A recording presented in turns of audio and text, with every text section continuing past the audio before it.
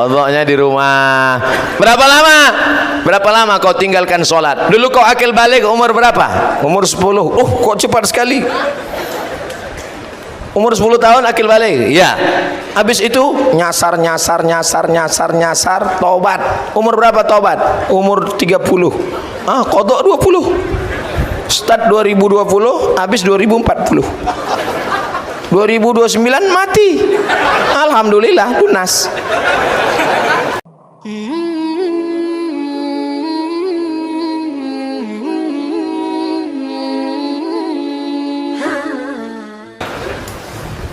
Bagaimana caranya mengganti sholat yang sudah lama bertahun-tahun lewat?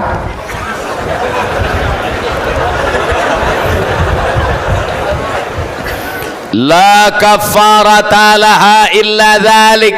Salat yang dulu tinggal sejak akil baligh, tidak ada yang bisa menebusnya kecuali melaksanakan illa dzalik, salat itu sendiri. Menangis kau di pintu Ka'bah, ya Allah.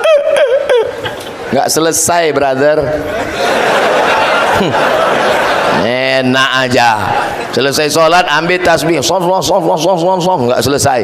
Sholat yang lama dulu sepakat 4 mazhab. Mazhab paling tua Imam Abu Hanifah Hanafi, nomor 2 Malik bin Anas Maliki, nomor 3 Muhammad bin Idris Syafi'i, nomor 4 Ahmad bin Hambal Hambali. Sepakat 4 mazhab Ahlussunnah wal Jamaah. Sholat yang tinggal dulu wajib diqadha.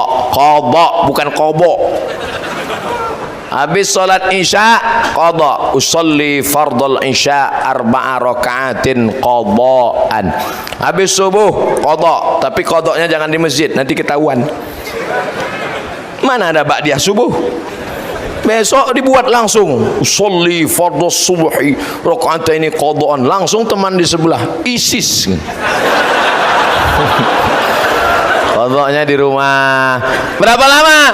Berapa lama kau tinggalkan sholat? Dulu kau akil balik umur berapa? Umur 10. Kok cepat sekali. Umur 10 tahun akil balik. Ya. Habis itu nyasar, tobat. Umur berapa tobat? Umur 30. Kodok 20. Start 2020, habis 2040. 2029 mati. Alhamdulillah lunas. Sholat yang tinggal tidak perlu digantikan ahli waris. Kalau ada bapak emak kita meninggal, sholatnya ada tinggal, nggak perlu digantikan. Tapi kalau puasanya tinggal wajib. Biat Bulughul Maram min Adillatil Ahkam ditulis oleh Al-Hafiz Ibnu Hajar Al-Asqalani, disyarah oleh Imam Sun'ani dalam Subulus Salam, syarah Bulughul Maram. Man mata, siapa yang mati, wa alaihi siyamun, punya utang puasa, sama anhu waliyuhu, ahli warisnya wajib menggantikan puasanya. Kalau sholat nggak perlu digantikan ahli waris. Jelas? Insya Allah ceramah Ustaz Somad selama ini jelas. Yang bilang nggak jelas itu nggak punya paket 4 giga. Saya mau tanya pendapat Ustadz tentang jamaah tablik. Pakai Q, tablik. Sidik, amanah, tabligh. Tabligh artinya menyampaikan. Sebetulnya mereka nggak pernah nyebut namanya jamaah tabligh. Orang aja nyebut. Itu jamaah apa? Jamaah tabligh. Karena dia nyampaikan ke pintu-pintu. Assalamualaikum Pak Haji. Assalamualaikum Pak Haji. Ayo sholat ke masjid ya. Pak Haji ngamuk. Kau belum lahir aku udah haji.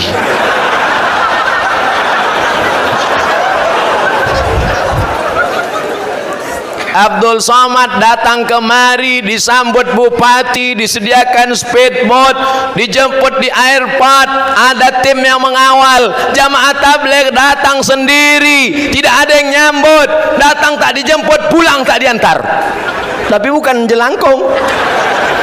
Mereka lah yang sesungguhnya mengajak orang ke jalan Allah lillahi.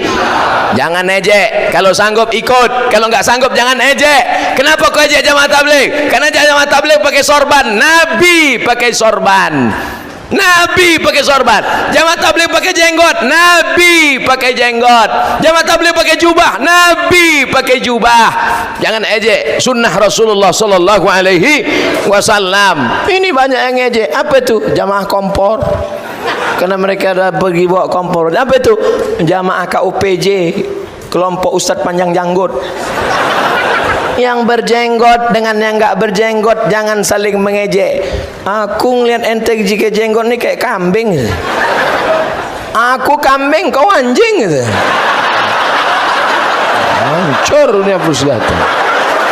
Kalau anjing sama kambing kelahi, yang ketawa babi.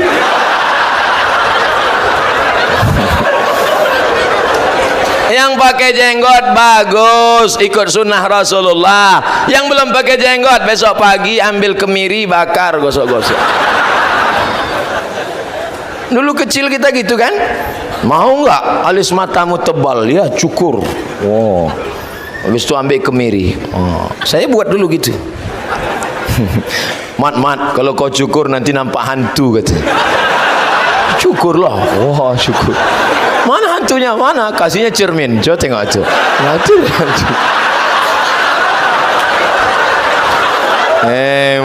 Alhamdulillah kita masih punya masa kecil yang bisa diceritakan, dikenang. Anak zaman sekarang masa kecilnya game online, PlayStation. Enggak ada kenang. Kita dulu masih kecil ngejar layang-layang, ingat?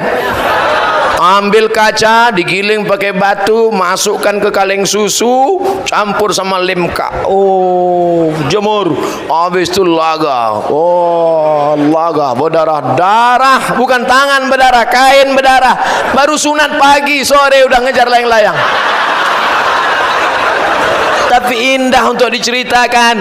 Ngejar layang-layang badan sehat, berenang di sungai badan sehat. Anak sekarang badan gak bergerak, duduk main gadget, bam, pecah pembuluh darah, mati. Gimana saya menyikapi suami yang suka game online? Baru kusebut, baru kusebut. Tadi yang saya katakan suka game online anak-anak, rupanya suami. Sementara kurang perhatian sama anak istri gara-gara game online. Di ujung dikasih ibu ini gambar senyum. Makasih Ustaz. Ya ayyuhalladzina amanu, hai para suami, qu anfusakum, jaga dirimu, wa ahlikum, game onlinemu, nara, jangan sampai kau masuk neraka.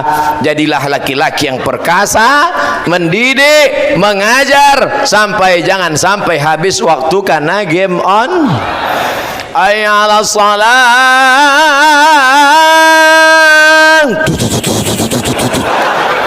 hayya 'alal falah.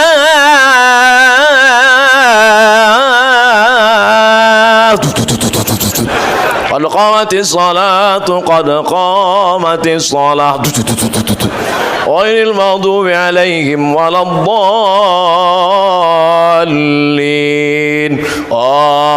Amin, kata orang di masjid.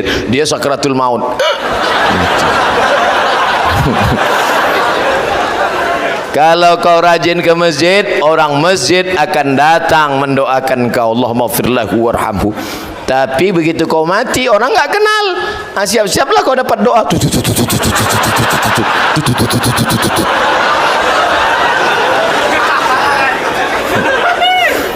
Semoga selalu dirahmati Allah. Amin.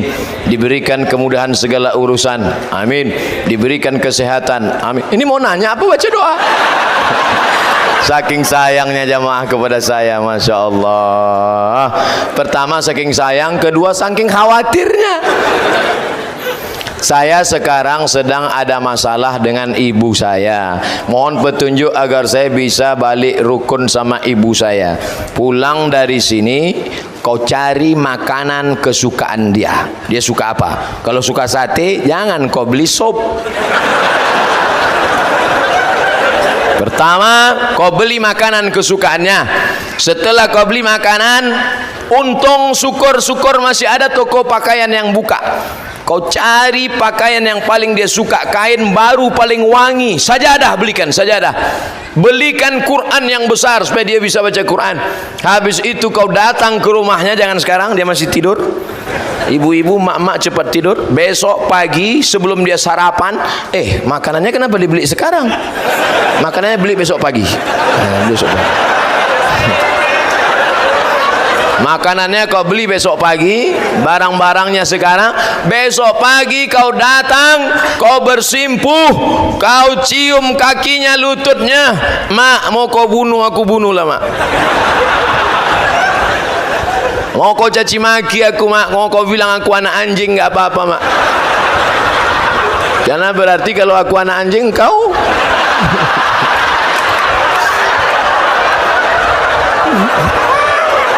jangan kau bilang gitu. Kalau kau tunda omonganku malam ini, kau tahan sampai Idul Fitri, tiba-tiba nanti dia meninggal dunia, barulah kau tahu rasanya setelah dia tiada. Kalau nanti dia sudah meninggal, tempat dia sholat dulu, kau sholat di atasnya, hilang rindumu. Kalau nanti dia sudah meninggal, tempat duduk biasa dia duduk dulu, duduk kau di atas, hilang rindumu. Kalau dia sudah meninggal nanti, kau datang ke tempat tidurnya, kau pegang alas tempat tidurnya, hilang rindumu.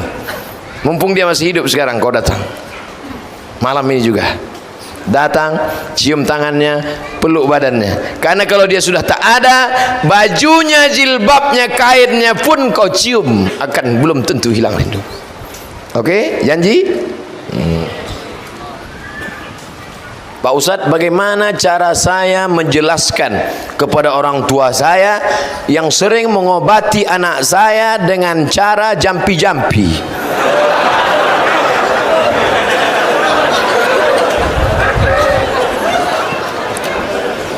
Jangan mentang-mentang sudah ngaji, kata Ustadz nggak boleh pakai jampi-jampi, lalu pulang dari sini panggil ayah, panggil emak. Ayah sini, mama sini. Ya ayyuhalladzina amanu innamal musyrikuna najasun.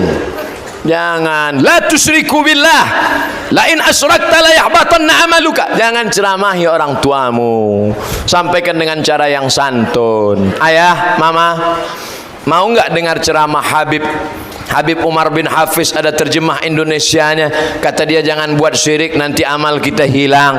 Ini ada ceramah lembut dari Ustadz Adi Hidayat. Ini ada ceramah lembut dari Habib Syekh. Ini ada ceramah lembut dari Habib Novel. Ini ada ceramah lembut dari, dengarkan dengan dia. Dan jangan lupa, doa silahul mu'min, doa senjatanya orang malam. Doakan, ya Allah, selamatkan orang tuaku ini dari syirik, ya Allah, karena dia sudah meminta-minta dengan jampi-jampinya kepada jin, hantu, setan, jembalang tanah, susar ngesot, ini belorong, sundil bolong. Ustaz hafal juga ya. Mudah-mudahan kita, orang tua kita, anak kita, masyarakat kita diselamatkan dari syirik. La ilaha illallah. Berani masuk Islam, berani mengatakan tidak, say no to drug, say no to syirik. La ilaha la ma'buda bihaqqin illallah. Tidak ada yang disembah kecuali Allah. Idza sa'alta fas'alillah wa idza sta'anta fasta'in billah. Iyyaka na'budu wa iyyaka nasta'in. Jangan iyyaka na'budu wa jampi-jampi nasta'in. Ustadz nih ngejek kami ya. Enggak, jampi-jampi ini bukan cuman ada di, saya buka jampi-jampi saya. Kalian pikir saya nggak punya jampi-jampi? Ini jampi-jampi untuk anak gadis. Catat.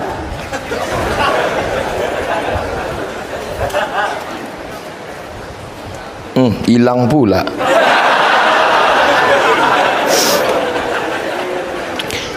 Tikaku, tika bigau, tika si anu, tika besiang. Tika itu tikar. Tikarku, tikar dari bigau, tikar si anu, tikar dari besiang. Besiang itu seperti daun pandan yang besar tumbuh di tepi sungai. Tikarku tika menghimbau, tikarku ini bisa memanggil. Hai si anu, datanglah. Tikarku tika menghimbau, tika si anu tika bemiang. Kalau sudah kupanggil, maka tikar dia nanti menjadi gatal. Dia tidur itu enggak lelap, ada terkenang-kenang, terbayang-bayang. Tiba-tiba dibuka jendela, di langit nampak bayangan dia.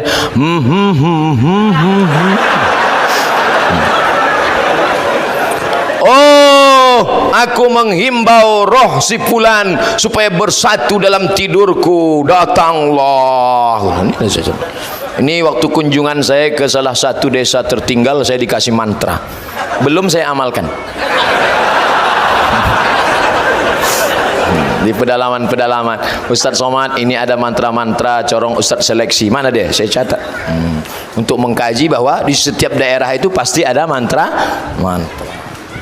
Kadang ibu mau nggak suaminya supaya patuh, supaya gajinya semua untuk kamu? Mau? Wah, ambil kuku, potong, ambil bulu hidung, bakar, masukkan ke kopi.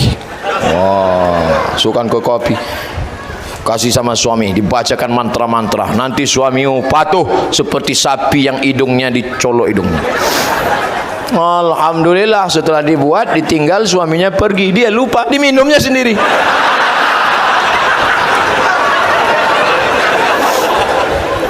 Apa hak saudara satu susu sama saya? Kalau bapak punya istri, istri bapak melahirkan anak, ada air susunya, lalu disusukannya anak tetangga di bawah 2 tahun, 5 kali kenyang, khamsa radha'atin, maka anak itu nanti menjadi anak satu susuan dengan anak bapak. Makanya hati-hati. Dulu ada bidan di rumah sakit, orangnya rajin, dikumpulkannya semua susu mak-mak di situ, dibagikannya ke anak-anak. Saya bilang ini baik tapi jahil, nggak ngerti fikih Islam. Karena dalam Islam ada namanya saudara sesusuan. Harta warisan nggak dapat, tapi anak kita dengan anak susuan nggak boleh nikah. Nabi SAW pernah ketika duduk, tiba-tiba Nabi membentangkan sorbannya ke lantai. Duduk perempuan di atas sorban itu. Perempuan itu bernama Syaima. Siapa namanya? Syaima. Sahabat bertanya, siapa itu ya Rasulullah? Syaima adalah saudari sesusuanku, karena dulu sama-sama menyusu kepada Halimatus Sa'diyah. Ibu susu yang pertama ibu kandung Aminah, yang kedua Suwaibah, yang ketiga Halimatus Sa'diyah. Ibu susu sekarang Al-Baqarah, sapi betina. Batalkah jika kami wudhu bersentuhan dengan dia? Ini hanya terkait dengan nasab nikah. Mahramkah dia Pak Ustadz? Ya, bapak misalnya bapak punya istri hamil, lalu kemudian punya anak, ada air susunya, lalu kemudian bapak mengangkat satu anak angkat perempuan, maka ke anak laki-laki yang sebelumnya tidak ada hubungan mahram, setelah itu maka menjadi mahram. Hadis yang mengatakan la yakhluwanna rajulun ma'amra'atin illa ma'azi mahramin, tidak boleh berdua-duaan kecuali dengan mahram, maka dengan susuan itu menjadi mahram. Warisan tak dapat. Sampaikan doa ibu saya untuk dia Pak Ustadz, masalah meninggal dunia, jangan khawatir yang nggak punya anak, doa tetap doa sampai. Saya tadi ziarah ke makam Sayyid Ahmad Al-Maghribi, saya doakan Allahumma firlahu warhamhu wa'afihi wa'fu anhu. Sampai nggak doa saya? Sampai. Saya nggak ada hubungan dengan beliau. Beliau Sayyid itu Arab, saya Arab cemas. Sampai. Makanya kalau lewat makam kita bacakan doa, assalamualaikum ya ala diyar minal mu'minin wa inna insyaallah bikum lahiqun yarhamullahul mustaqimina wal mustakhirin nasallallahu lana wa lakumul afiyah. Oh panjang Pak Ustadz ya. Anda edisi pendek nggak Pak Ustadz? Ada. Assalamualaikum ya alal kubur. Nah, itu paling pendek. Bagus nanti dibuatkan baleho besar. Assalamualaikum ya ala diyar minal mu'minin wa inna insyaallah bikum lahiqun yarhamullahul mustaqimina wal mustakhirin nasallallahu lana wa lakumul afiyah. Doa ziarah kubur. Coblos nomor. Bagus, bermanfaat sekalian untuk dakwah di kubur-kubur. Bagus apa nggak bagus? Bagus. putus. Untuk apa doa untuk orang kubur kalau doanya nggak sampai? Betul? Maka doa tetap tapi katanya ada hadis mengatakan iza mata ibnu Adam, kalau anak Adam mati maka amalnya putus. Ini anak Adam namanya Abdul Somad. Kalau Abdul Somad mati, amal Abdul Somad putus. Yang putus itu amal Abdul Somad atau amal orang Tanjung Selor? Saya ulang sekali lagi. Kalau Abdul Somad mati, amalnya putus. Yang putus itu amal Abdul Somad atau amal orang Tanjung Selor untuk Abdul Somad? Amal Abdul Somad yang putus. Abdul Somad setelah mati nggak bisa ceramah. Kalau dia ceramah, jamaah lari. Tapi amal orang Tanjung Selor sampai nggak untuk Abdul Somad? Sampai. Datang orang Tanjung Selor ngirim Fatihah untuk almarhum Abdul Somad dari Tanjung Selor ke Riau, Al-Fatihah. Sampai apa nggak sampai? Selesai. Ada yang bilang nggak sampai. Mana nama lengkapnya? Biar saya nanti kalau mati saya kirim. Kalau nggak sampai cepat-cepat kasih kabar. Saya seumur-umur ceramah baru ini dapat tulisan di tisu.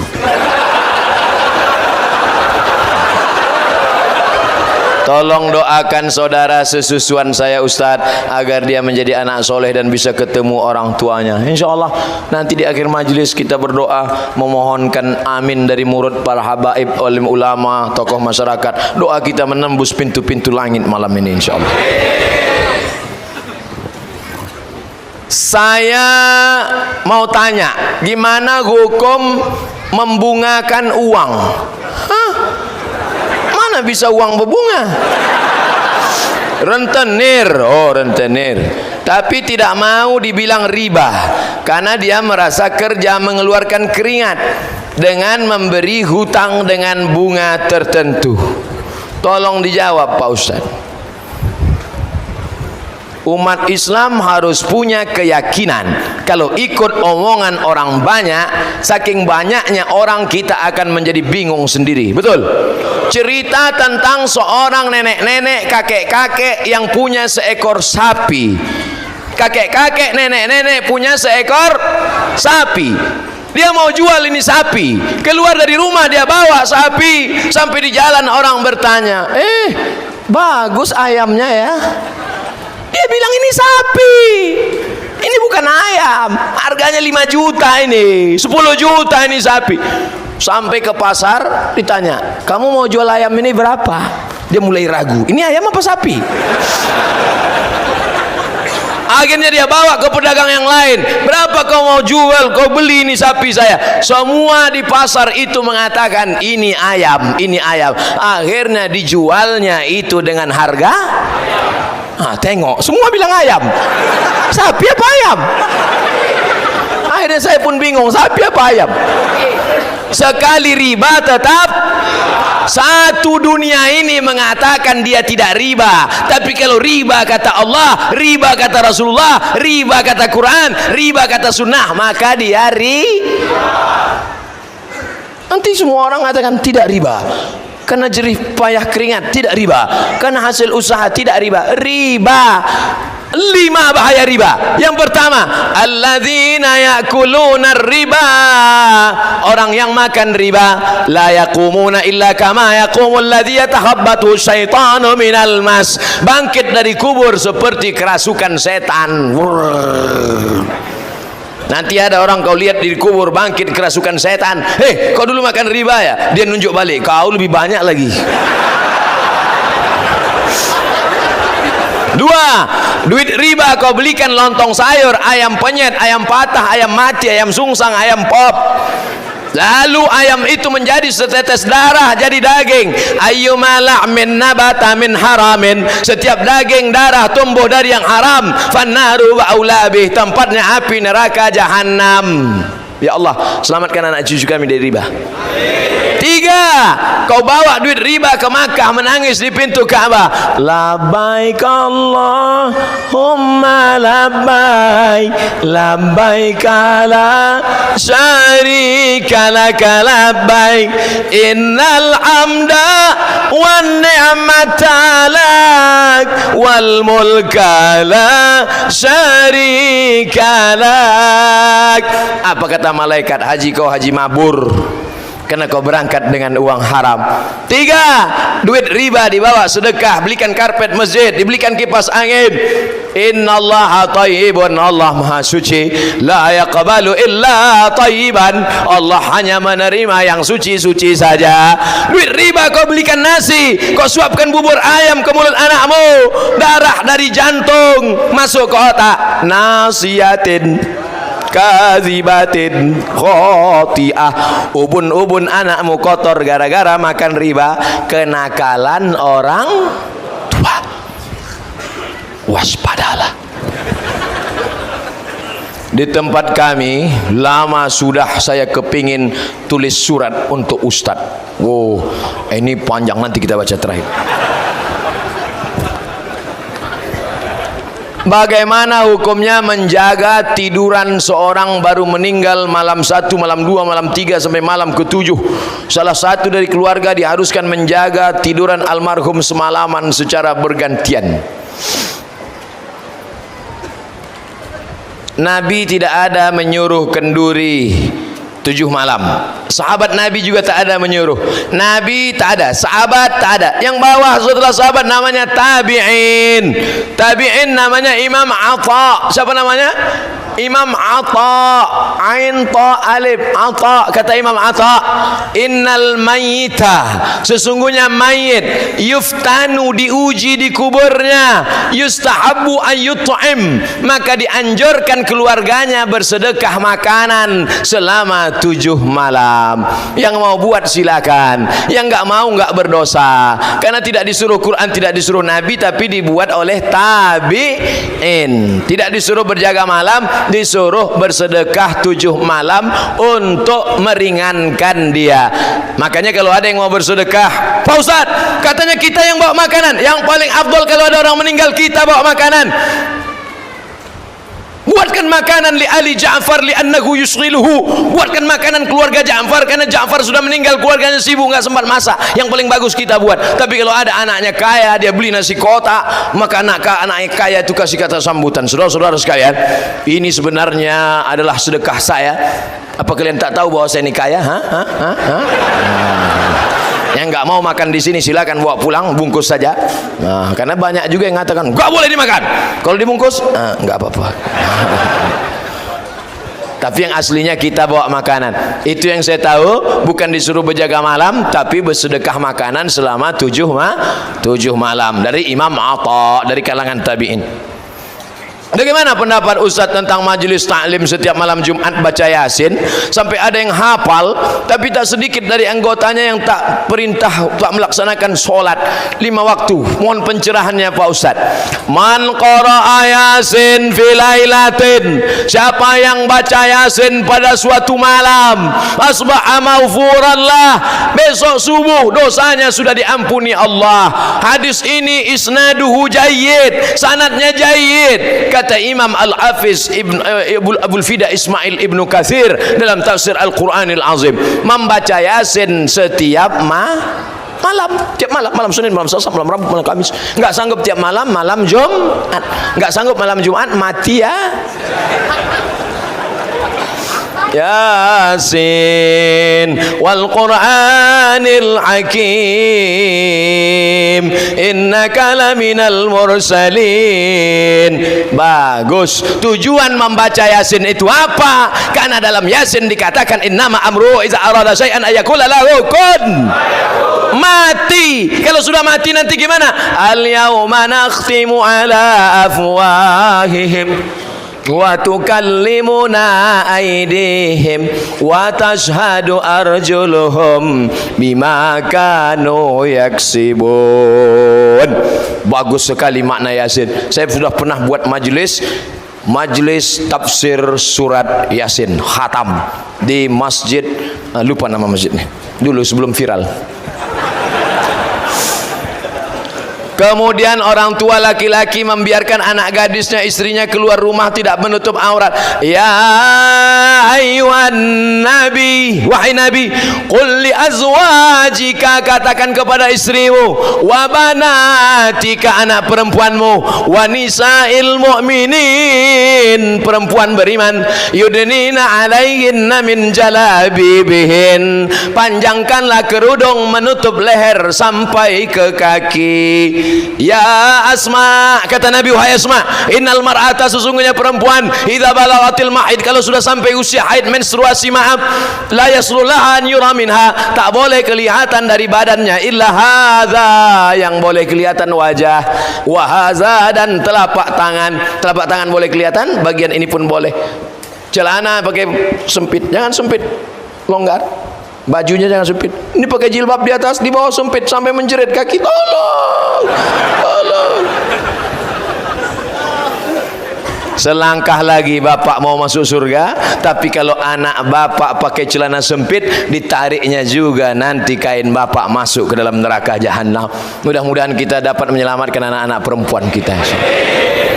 Ini anak perempuan sore-sore pakai motor, mengeringkan rambut karena nggak ada hair dryer. Nauzubillah. Ustaz kan enak aja ngomong gitu, nggak punya anak perempuan. Iya juga, anak saya laki-laki.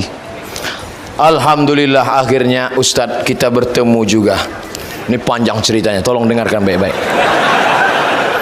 Saya hamba Allah, alhamdulillah. Sempat dia tulis saya hamba setan, mong. Saya mau tanya ini sama Ustadz, saya masuk Islam tahun 2000, bulan 6, tanggal 13, berarti sudah Islam selama 19 tahun. Saudara kita, la ilaha illallah Muhammadur Rasul. Yang mau saya tanya gini Pak Ustadz, dulu mama saya Islam, jadi sia-siakan bapak saya. Akhirnya mereka pisah, suatu hari dia mendapatkan jodoh, beda keyakinan, sedangkan saya baru umur setahun, tak tahu apa-apa, dan saya dibawa anut agama tersebut. Alhamdulillah saya dapat jodoh muslim. Saya sudah 19 tahun berumah tangga, tapi mama, bapak sambung saya dan adik saya masih non muslim. Bagaimana Ustaz? Tolong doakan supaya mereka masuk Islam. Apakah karena beda agama putus silaturahim? Hebat jamaah. Saya belum jawab, dia udah jawab duluan. Datanglah seorang sahabat namanya Asma. Siapa namanya? Pakai alif, Asma. Karena kalau nggak pakai alif, Asma sesak napas. Asma ini emaknya non muslim. Datang dia menghadap Nabi, ya Rasulullah, ummi qadimat wa hiya raghimatun, ibu saya non muslim datang mau jumpa, saya takut jumpa sama dia. Afa asiluha, boleh saya silaturahim dengan dia? Kata Nabi, siliha, silakan silaturahim dengan dia. Afa utiha, boleh saya kasih dia hadiah? Kata Nabi, i'tiha, berilah dia hadiah. Itulah dalil boleh beri daging kurban kepada non muslim. Dalam kitab Fatawa Al-Azhar, Syekh Atiyah Sokor dari Al-Azhar membolehkan memberikan daging kurban kepada non muslim. Jangan mentang-mentang kau sudah Islam, akhirnya anakmu kehilangan. Justru dia berkata, dulu sebelum anakku Islam dia melawan, setelah dia masuk Islam anakku itu lembut, anakku jadi baik, anakku jadi anak yang dermawan. Maka tersentuh hatinya, sentuhlah dia tepat di hatinya, dia jadi milikmu untuk selamanya. Sampai mana tadi? Hilang. Bolehkah saya hari raya agama lain ke rumah? Jangan. Biarkan sudah beberapa hari baru kau datang. Cari-cari alasan, tapi jangan bohong, karena ini masalah ritual agama. Masalah hubungan sosial silakan. Tapi kalau sudah masalah ritual agama, wala ana abidum ma'abadtum wala antum abiduna ma'abud lakum dinukum. Cium tangannya, belikan dia baju, kasih dia makan, maafkan aku mama. Kalau kau pandai nyanyi mama, oh ini masjid nggak boleh nyanyi. Hampir aja. Saya penggemar Ustadz, Masya Allah. Saya rajin dengar ceramah Ustadz di YouTube. Akhirnya ada di depan mata kami. Semoga Ustadz panjang umur dan selalu dilindungi Allah. doakan Ustaz Somad satu saja, mati husnul khatimah. Jangan sekarang, besok ada jadwal lagi. Yang punya jabatan, pakai jabatan kekuasaan untuk menolong agama Allah. Takbir. Yang punya kesehatan, pakai kesehatan untuk mencari bekal sebanyak-banyaknya, bekal menghadap Allah kalau mati. Amin. Yang kaya raya, balik dari sini, besok pagi kau cari tanah kosong, kau datangi Habib, Ustadz, Kiai, Tuan Guru, kasih tahu, Habib, Tuan Guru, itu tanah aku wakafkan untuk pesantren. Setuju? Tanah siapa? Jangan kau wakafkan tanah orang, nanti ditangkap Pak Kapolres. Ada gunanya punya tanah, kebun luas-luas, perusahaan besar-besar, ada gunanya? Tak ada. Perahu kapal kau besar, tinggal akan diambil istrimu, dia nikah dengan berondong manis. Tapi mana yang kau sedekahkan, mana yang kau infakkan, mana yang kau wakafkan, itu yang akan menjadi bekal menghadap Allah Subhanahu wa ta'ala. Masya Allah, tabarakallah. 100 menit kita bersama dari setengah 9, sekarang jam 10 lewat 10 waktu Indonesia bagian